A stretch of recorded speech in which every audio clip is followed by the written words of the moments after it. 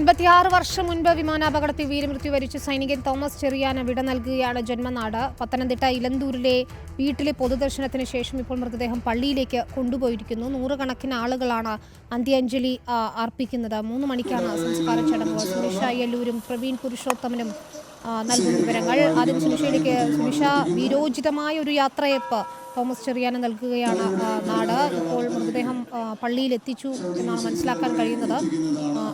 എന്താണ് വിവരങ്ങൾ?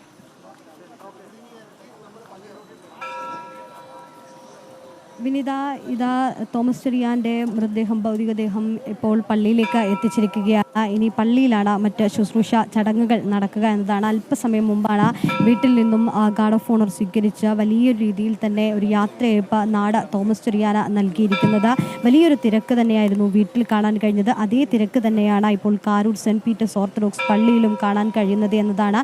നിലവിൽ ഏതായാലും ഭൗതികദേഹം പള്ളിയിലേക്ക് എത്തിച്ചിട്ടുണ്ട്. അല്പസമയത്തിനകം തന്നെ പള്ളിയിലെത്തിയതിനു ശേഷം ഇവർ പറഞ്ഞത് പ്രകാരം 1 മുതൽ 2 വരെ പള്ളിയിൽ പൊതുദർശനത്തിന് വെക്കും എന്നതാണ്.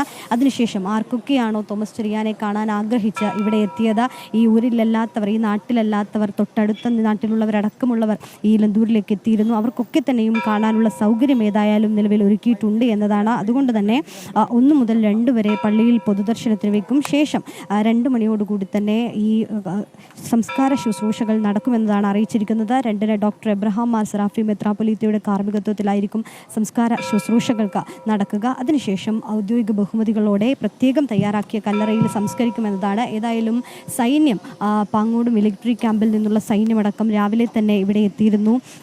സൈന്യത്തിൻ്റെ അകമ്പടിയോടെ കൂടിയായിരുന്നു ഇവിടേക്ക് ഈ ഭൗതികദേഹം എത്തിക്കുകയും ചെയ്തത്. നിലവിൽ ഏതായാലും അതിനുള്ള എല്ലാ സജ്ജീകരണങ്ങളും പള്ളിയിൽ ഒരുക്കിയിട്ടുണ്ട് എന്നതാണ്.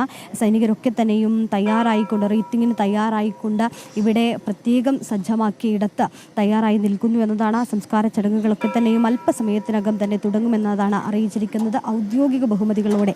ഒരുപക്ഷെ 22ാമത്തെ വയസ്സിലാണ് ഈ തോമസിനെ കാണാതാകുന്നത്. അതിനുശേഷം വീട്ടിലേക്ക് ഒരു കത്ത് വരുന്നത്, അതായത് പോലീസ് സ്റ്റേഷനിലേക്കാണ് ഒരു കത്ത് വരുന്നത്. ആ പോലീസ് സ്റ്റേഷനിലേക്ക് എത്തിയ കത്തിൽ പോലും വിനിത, അതിൽ കൊല്ലം ജില്ല എന്നാണ്. അന്ന് പത്തനംതിട്ട ജില്ല പോലും 1968 കാലഘട്ടത്തിലാണ് അന്ന് പത്തനംതിട്ട ജില്ല എന്നത് പോലും വന്നിട്ടില്ലായിരുന്നു. പക്ഷേ അവിടെ എത്തുന്ന ഒരു കത്ത് അതിനുശേഷമാണ് ഇപ്പോൾ നിലവിൽ ഏതായാലും ഈ ശുശ്രൂഷ ചടങ്ങുകളിലേക്ക് കടക്കുകയിലേക്ക് മൃതദേഹവുമായി പള്ളിയിൽ ദർശനത്തിന് ശേഷമായിരിക്കും പിന്നീട് ഈ പള്ളിയിലെ ശുശ്രൂഷ ചടങ്ങുകൾ ആരംഭിക്കുക എന്നതാണ് മനസ്സിലാക്കാൻ കഴിയുന്നത്. പള്ളിയിലേക്ക് ആളുകൾ എത്തിത്തുടങ്ങിയിട്ടുണ്ട്. ഒപ്പം തന്നെ ശുശ്രൂഷ ചടങ്ങുകൾ അല്പസമയത്തിനകം തന്നെ ആരംഭിക്കുകയും ചെയ്യും. ഏകദേശം കാരൂർ ഓർത്തഡോക്സ് പള്ളിയിലേക്ക് ഇതാ വിലാപയാത്രയായി തന്നെ മൃതദേഹം അകത്തേക്ക് എത്തിക്കുകയാണ്. ഇപ്പോൾ എബ്രഹാം മാർ സെറാഫി മെത്രാപ്പൊലീത്തയുടെ കാർമ്മികത്വത്തിലാണ് സംസ്കാര ശുശ്രൂഷ ചടങ്ങുകൾ നടക്കുന്നത്. അല്പസമയത്തിനകം തന്നെ അത്തരം സംസ്കാര ശുശ്രൂഷകൾ നടക്കും. ഈ പള്ളിയുടെ തൊട്ടടുത്തായി പ്രത്യേകം തയ്യാറാക്കിയ കല്ലറയിലാണ് ഈ സംസ്കാരം നടക്കുക എന്നതാണ്. മൃതദേഹം സംസ്കരിക്കുക എന്നതാണ് നിലവിൽ. അതിനുള്ള എല്ലാ തയ്യാറെടുപ്പുകളും ഇവിടെ പൂർത്തിയായിട്ടുമുണ്ട്. ഏതായാലും വിനിത പറഞ്ഞതുപോലെ ആളുകളുടെ വലിയൊരു ആൾക്കൂട്ടം തന്നെയാണ് ഇവിടെ തോമസ് ചെറിയാനെ കാണാനായി വന്നിരിക്കുന്നത് എന്നതാണ്. നിലവിൽ നമ്മളെ ഒരുപാട് പേരോട് സംസാരിച്ചപ്പോഴും പറഞ്ഞത്, തോമസ് ചെറിയാനെ നേരിട്ടറിഞ്ഞവരോ ഒന്നുമല്ല. നിലവിൽ ഈ കഥ കേട്ട ഈ 56 വർഷം ഈ മഞ്ഞുമലയിൽ കുടുങ്ങിയ ഒരു മനുഷ്യൻ, രാജ്യത്തിന് വേണ്ടി പോയൊരു മനുഷ്യൻ, ആ മനുഷ്യനെ കാണാനായാണ് ഇവിടെ ഒരുപാട് പേർ എത്തിയിരിക്കുന്നത്. പലർക്കും കേട്ടുകേൾവി മാത്രമുള്ള ഒരാളാണ് തോമസ് ചെറിയാൻ. പക്ഷേ ഒരു നോക്ക് കാണുക എന്നതിന് വേണ്ടി മാത്രമാണ്. അന്നത്തെ ഒരു വൈകാരിക തലമല്ല എങ്കിൽ പോലും ഒരുപക്ഷെ നമ്മൾ കുടുംബാംഗങ്ങളോട് സംസാരിച്ചപ്പോൾ സന്തോഷമാണോ സങ്കടമാണോ എന്ന് പറയാൻ കഴിയാത്ത വിധം ഒരു മിശ്ര പ്രതികരണമായിരുന്നു അവർ നമുക്ക് നൽകിയിരുന്നത്. അതേ രീതിയിൽ തന്നെ വൈകാരിക തലം മാറിയിരിക്കുന്നു എന്നതാണ്. ഒരുപക്ഷെ അതുകൊണ്ട് തന്നെ ആളുകളൊക്കെ തന്നെയും ആ കൗതുകം കൂടിയുണ്ട്. 56 വർഷത്തിന് ശേഷം ഒരു മൃതദേഹം നാട്ടിലേക്ക് എത്തുന്നു. 1968 നടന്ന ഒരു വിമാനാപകടത്തിൽ നടന്ന ഒരു അപകടം, അതിനുശേഷം 56 വർഷത്തോളം നീണ്ട തിരച്ചിലിനൊടുവിൽ കഴിഞ്ഞ തിങ്കളാഴ്ച മൃതദേഹം കണ്ടെത്തുന്നു. ആ മൃതദേഹം നാട്ടിലേക്ക് എത്തിക്കുന്നു. അപ്പോൾ എങ്ങനെയായിരിക്കും എന്നടക്കമുള്ള കൗതുകം ആളുകളിലേക്ക് ഉണ്ട് എന്നതാണ്. ഏതായാലും അതുകൊണ്ട് തന്നെ നിലവിൽ ആളുകൾ ഒരുപാട് ഇവിടെ എത്തിക്കൊണ്ടിരിക്കുന്നുണ്ട്. മറ്റ് ശുശ്രൂഷ ചടങ്ങുകളൊക്കെ തന്നെയും ഇവിടെ ആരംഭിക്കുകയും ചെയ്യുന്നുണ്ട്. ഇപ്പോൾ നിലവിൽ പൊതുദർശനത്തിന് വെച്ചിരിക്കുകയാണ്. ആളുകളൊക്കെ തന്നെയും പള്ളിയിലേക്ക് ഈ ഭൗതികദേഹം കാണാനായി അകത്തേക്ക് എത്തിക്കൊണ്ടിരിക്കുകയാണ്. മറുവശത്ത് സൈനികരൊക്കെ തന്നെയും ഗാർഡ് ഓഫ് ഓണർ നൽകാനായി റീത്തിങ്ങിനായി തയ്യാറെടുത്തുകൊണ്ടിരിക്കുന്നുണ്ട്. അതിന് പ്രവീൺ പുരുഷോത്തമൻ കൂടി ചേരുന്നുണ്ട്. പ്രവീൺ, സുനിഷ സൂചിപ്പിച്ചതുപോലെ തന്നെ പലർക്കും ഓർമ്മയിൽ പോലും ഇല്ലാത്തൊരു വ്യക്തിയാണ്. പക്ഷേ കുടുംബാംഗങ്ങളെ സംബന്ധിച്ചിടത്തോളം വൈകാരികമാണ്. കാരണം എന്നോ നഷ്ടപ്പെട്ട സഹോദരനെ, ബന്ധുവിനെയാണ് അവർക്ക് അവസാനമായി ഒരു നോക്ക് കാണാനാകുന്നത്. എല്ലാ മതപരമായ ചടങ്ങുകളോടെയും കുടുംബ കല്ലറയിൽ സംസ്കരിക്കുക എന്ന അവരുടെ ആഗ്രഹം കൂടിയാണ് സഫലമാകുന്നത്. എന്താണ് കുടുംബത്തിൻ്റെ ഒപ്പം ബന്ധുക്കളുടെയൊക്കെ തന്നെ ഒരു പ്രതികരണം?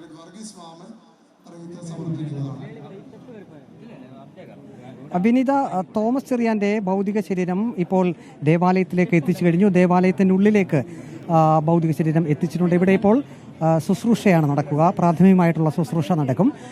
അതിനുശേഷമായിരിക്കും പ്രത്യേകം തയ്യാറാക്കിയിട്ടുള്ള ഇടത്തേക്ക് സംസ്കരിക്കുന്നതിനായി കൊണ്ടുപോവുക. ഇപ്പോൾ സംസ്കാര ശുശ്രൂഷ വൈദികരുടെ നേതൃത്വത്തിൽ ഇപ്പോൾ ആരംഭിക്കും. ഇപ്പോൾ ഈ ദേവാലയത്തിലേക്ക് നൂറുകണക്കിന് ആളുകളാണ് എത്തിയിരിക്കുന്നത്.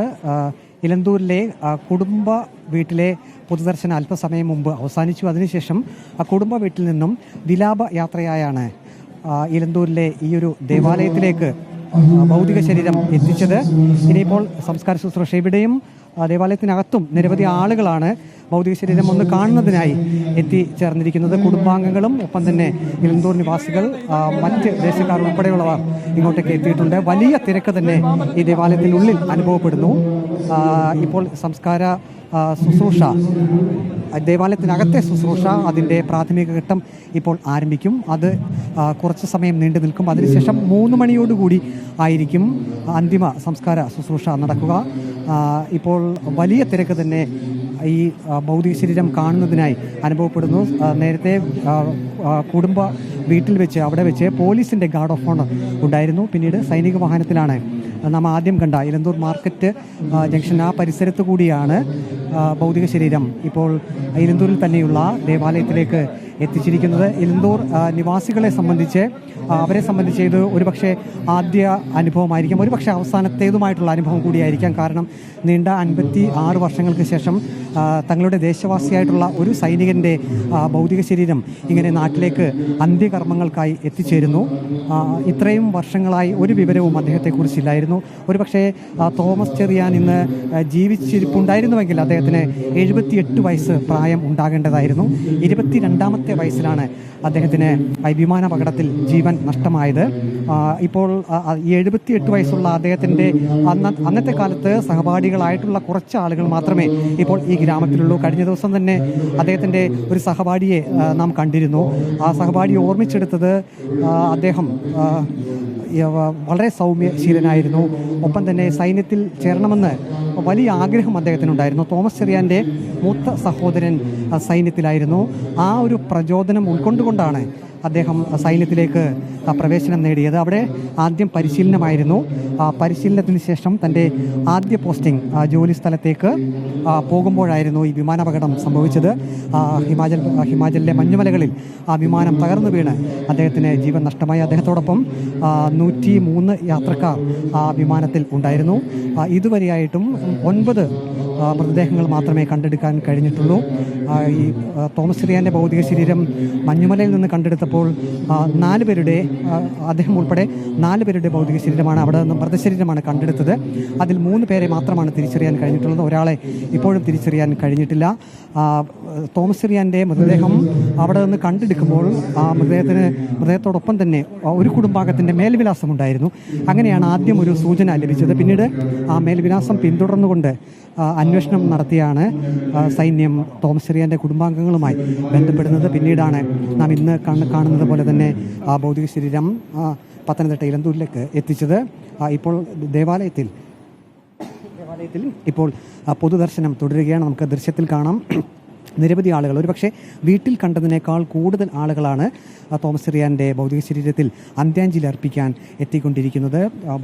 തോമസ് ചെറിയാൻ്റെ ഇലന്തൂരിലെ വീട്ടിലും ധാരാളം ആളുകളാണ് അന്തിമോപചാരം അർപ്പിക്കാൻ എത്തിയത്. അതിൽ കൂടുതൽ ആളുകൾ ഇപ്പോൾ ഇലന്തൂരിലെ ഈ ദേവാലയത്തിലേക്ക് എത്തുന്നുണ്ട്. ഈ ദേവാലയത്തിനുള്ളിൽ പൊതുദർശനം തുടരുന്നു. ഇനിയിപ്പോൾ ശുശ്രൂഷയാണ് നടക്കുന്നത്. ശുശ്രൂഷ ഇപ്പോൾ പുരോഗമിക്കുന്നു. പലരും ഈയൊരു സംഭവം സംബന്ധിച്ച് അവരുടേതായിട്ടുള്ള വാക്കുകളിൽ കൂടി കാര്യങ്ങൾ വ്യക്തമാക്കുന്നുണ്ട്. രാവിലെ തന്നെ രാഷ്ട്രീയ പ്രതിനിധികൾ, ഒപ്പം തന്നെ സമൂഹത്തിൻ്റെ നാനാ തുറകളിലുള്ളവർ അന്ത്യാഞ്ജലി അർപ്പിക്കാൻ എത്തിയിരുന്നു. ഇന്നലെ ഗോവ ഗവർണർ PS ശ്രീധരൻപിള്ള ഇലന്തൂരിലെ തോമസ് ചെറിയാൻ്റെ വീട്ടിലേക്ക് എത്തിയിരുന്നു. അദ്ദേഹം പ്രധാനമന്ത്രിയുടെ ആദരവ് കുടുംബാംഗങ്ങളെ അറിയിച്ചു. അതിനുശേഷമാണ് ഗോവ ഗവർണർ PS ശ്രീധരൻപിള്ള ഇന്നലെ ഇലന്തൂരിൽ നിന്നും പോയത്. ഇപ്പോൾ കുടുംബാംഗങ്ങൾ, ഒപ്പം തന്നെ പ്രദേശവാസികൾ, മറ്റ് ദേശങ്ങളിൽ നിന്നുള്ളവർ പോലും ഈ വാർത്തയൊക്കെ അറിഞ്ഞ് കണ്ടും കെട്ടുമൊക്കെ അറിഞ്ഞ് ഇങ്ങോട്ടേക്ക് എത്തിക്കൊണ്ടിരിക്കുകയാണ്. ഏതായാലും തോമസ് ചെറിയാൻ അന്തിമോപചാരം അർപ്പിക്കുകയാണ്. ആ നാട് ഒന്നാകെ ധീര സൈനികന് വിട ചൊല്ലാൻ തയ്യാറെടുക്കുന്നു. 2 മണിയോടുകൂടി തന്നെ സംസ്കാര ചടങ്ങുകൾ ആരംഭിക്കുമെന്നാണ് സുനിഷ അയ്യല്ലൂരും പ്രവീൺ പുരുഷോത്തമനും റിപ്പോർട്ട് ചെയ്യുന്നത്.